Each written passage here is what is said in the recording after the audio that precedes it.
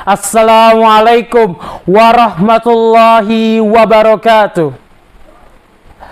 Alhamdulillah, wassalatu wassalam ala rasulillah wala alihi wa ashabihi wa man wala, amma ba'd. Dewan juri dan juga saudara-saudaraku yang saya hormati dan juga saya sayangi karena Allah Subhanahu wa taala. Marilah kita bersyukur atas nikmat yang Allah telah berikan kepada kita. Begitu banyak nikmat yang Allah telah berikan kepada kita.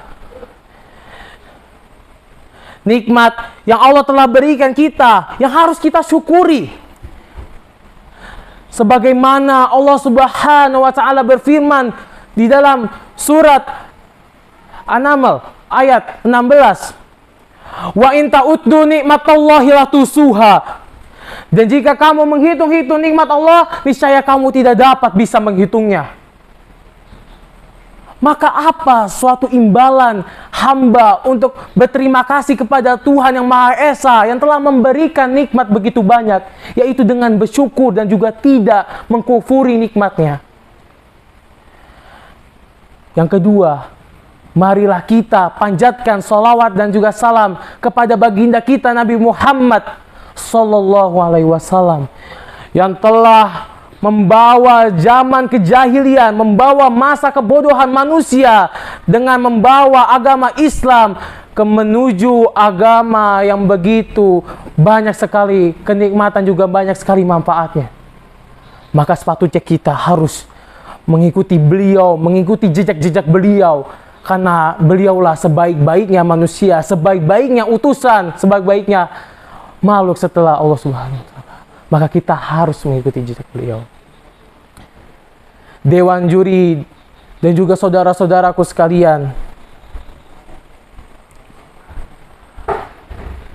warga Indonesia memiliki kedudukan yang tinggi, memiliki nilai-nilai yang tinggi, yaitu adalah Pancasila, Bhinneka Tunggal Ika, berbeda-beda tapi tetap satu.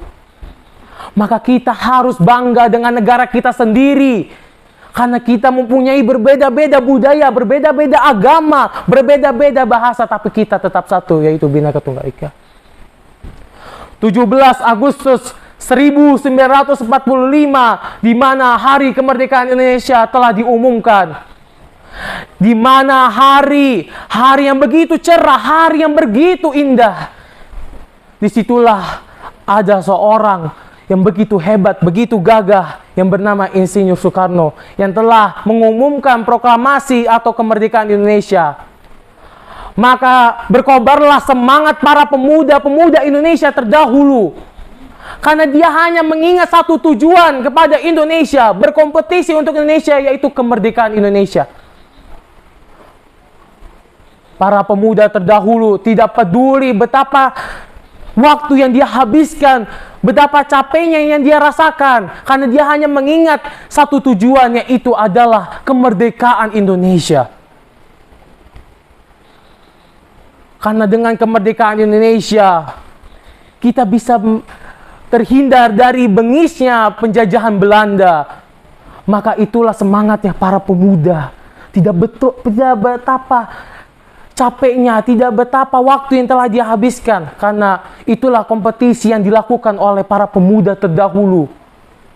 Dia mengikuti perang, dia menembak-nembak kepada para penjajah. Dia tidak peduli apa rasa capek, tapi dia hanya mengingat yaitu kemerdekaan Indonesia.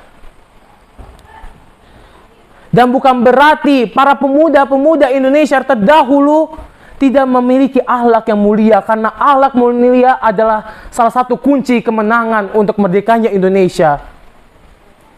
Para pemuda-pemuda terdahulu bukan hanya mempelajari tentang akademik, mempelajari tentang peperangan, bagaimana menggunakan senjata, tapi dia juga mempelajari agama Islam, mempelajari akhlak yang mulia. Karena diutusnya Nabi SAW ini untuk mengurusi atau menyempurnakan akhlak manusia. Maka saudaraku dan juga dewan juri, marilah kita bangkitkan generasi pemuda-pemuda Indonesia ini menjadi pemuda-pemuda yang berkompetisi, meraih banyak prestasi, memperkenalkan bahwa negara Indonesia adalah negara yang mahal, mempunyai negara, yaitu negara yang mempunyai nilai tinggi dan juga berakhlak mulia. Tapi tetap akhlak mulialah nomor satu. Karena dengan ilmu ataupun dengan skill yang kita miliki, tapi kita mempunyai akhlak yang buruk, itu sama aja nggak ada artinya.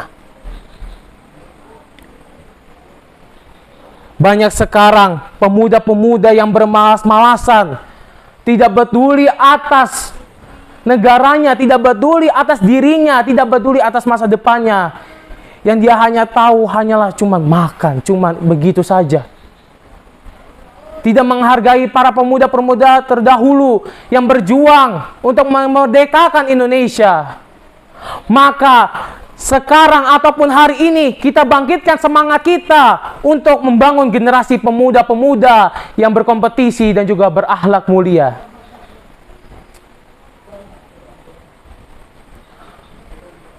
Mungkin sekian dari saya.